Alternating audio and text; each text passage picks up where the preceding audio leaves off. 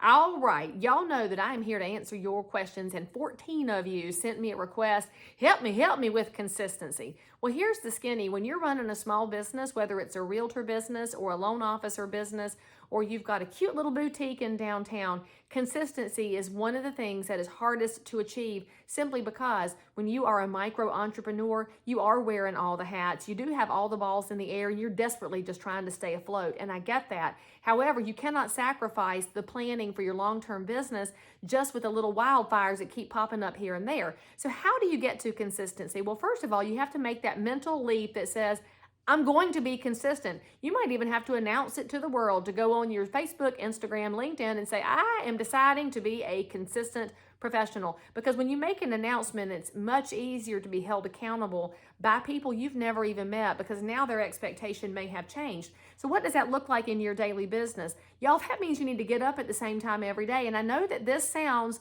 stupid and basic, but come on now. The COVID era has messed up a whole bunch of people, right? You got into this habit of I get up when I get up and I put on half my clothes and I may or may not wash my face because who cares? I'm behind a camera. Well, the world is moving along right now, and some of y'all have got to get back to your good basics.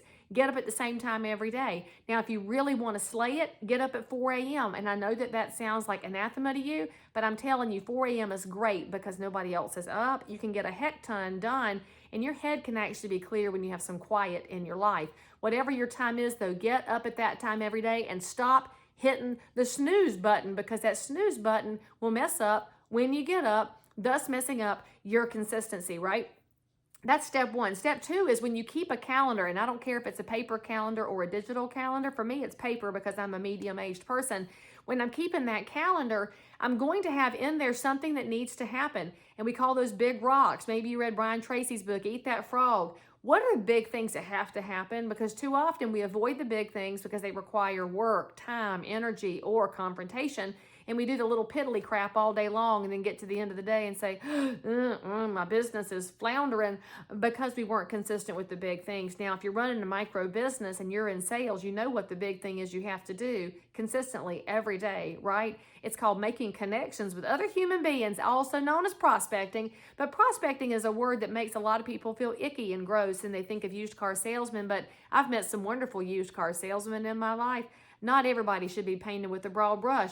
Think about what it means to create connection. It means letting people know that you're there, letting them know that if they ever have a need, you're the one that could be the one that solves it for them. If you don't tell people that you're in business, it's hard for them to support you. So what I want you to do is carve out 30 minutes. It does not have to be all day, but in those 30 minutes, what does it look like to create connections? You either go meet somebody, maybe you're going to go have coffee with a stranger, you're going to go to a new dry cleaning shop, or maybe you will walk back inside the bank and get out from that ATM and go say hey to the tellers who are neighbors in your neighborhood and just go reconnect with some human beings. Maybe it means calling on a past client of yours and saying, hey, I just wanted to check on you and see how you're doing.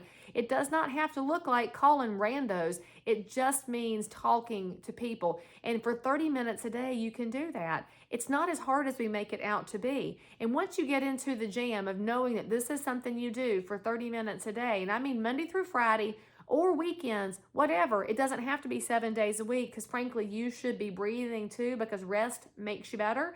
And so when you think about it, getting up at the same time every day, knowing that you're going to have 30 minutes of focus on building the business, the consistency starts to come because your business will get more consistent. You'll get into the habit of making phone calls. And as we all know, it takes 21 days to make a habit. So if you can do this for 21 days, friends, a lot of things in your life will start to respond.